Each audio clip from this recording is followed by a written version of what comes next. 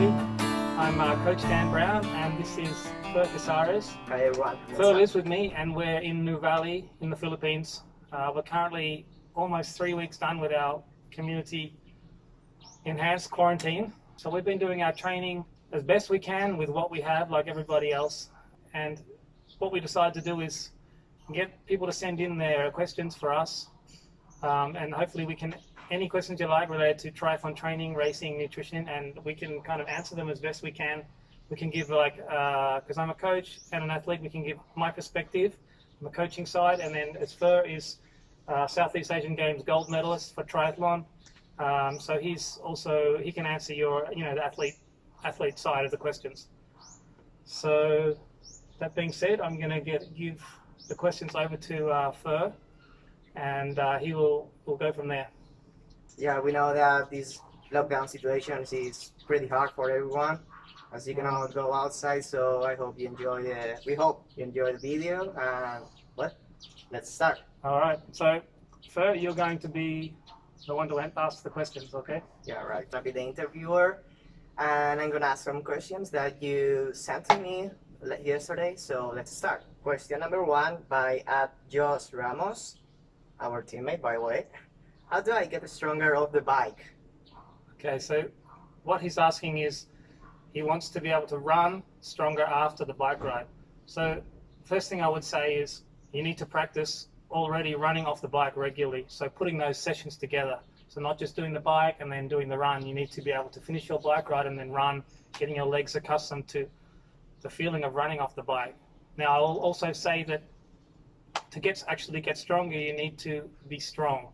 So we're going to think of the word strength as being the key thing there. So we're going to be doing on the bike, you need to be stronger on the bike in order to run well off the bike as well. So we do our big gear intervals on the bike, and we can also do some strength training for our legs as well. So if you put more time in the bike, then hopefully you'll also be able to be stronger on the run as well. Yeah, after all, triathlon is only one sport. I mean, yeah, maybe there are 3 discipline sports, but in general, it's only one sport. Yeah, we want to see it as doesn't matter putting if it you together. run very well, Yeah. if you don't bike strong. I hope that helped, Josh. Second question by Liam DVD. How many times do you train in a day? All right, Okay. How many times do you train? Well, it depends on the season. For example, right now that we are under this quarantine, we don't have to train too much. So maybe, I think I'm training like twice per day, maybe one hard session in the morning and then another easy session in the afternoon. But it's true that, for example, last December, even November, before the SEAGames, I trained like 4 times per day. What would that look like? Oh, So like what's the average day we were doing then? yeah, maybe I spent like between 4 or 5 hours per day training hard. So you get up in the morning, and what do we do? Yeah, first maybe. Okay, first thing after having breakfast is going to the pool or bike or even run. For example, on Tuesday and Thursday, the first session we did was bike, and then after that, like 4K of swimming, and then in the afternoon, like an easy session like a recovery session of running. On Wednesday, we used to do like a track session of running, a hard session of 1 hour, 1 and a half. Then on Wednesday, double session of swimming, or even 1 hour of gym. And then on Saturday, long ride, and Sunday, long run. But it depends on the season, so... Yeah, so that's like a build period for like a key sort of A race scenario, but up to 4 sessions. Well, that's an elite. Let's make that clear. That's an elite load. True. Because Fer is full-time athlete. He doesn't work anything else except for do the training. I would suggest for other people who also work and are still doing intermediate triathlon, then doing 1 to 2 sessions a day is fine. Maybe 1 hour in the morning and then 30 minutes or 1 hour in the evening would also be acceptable. On the weekend, you can push that up to in between 2 to 4 hours for the bike, for the run off the bike, and then you can also do a long run, somewhere between 1 to 2.5 hours running. Yeah, after all, I don't have to work, as Coach Lance said. So you have to adjust your timetable to make it consistent. Exactly. So we have other two questions by two different persons, and they said, well, I got inspired by your story and the Philippine team, and I want to do triathlon. How should I start and where? Okay.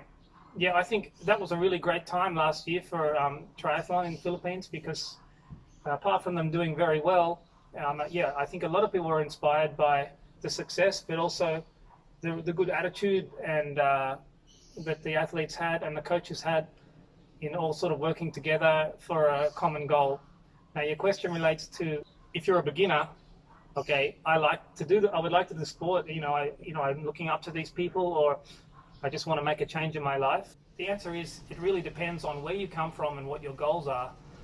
But if you're like a gym goer or just a regular healthy person and you've got doctor's clearance and you want to start off on triathlon, I think you need to have the equipment to begin with. So you'll probably need to have a bicycle, whatever that form is. You need running shoes, and then you'll need to start to learn how to swim. Now, I think the swimming part is, for Filipinos, is definitely the most challenging part.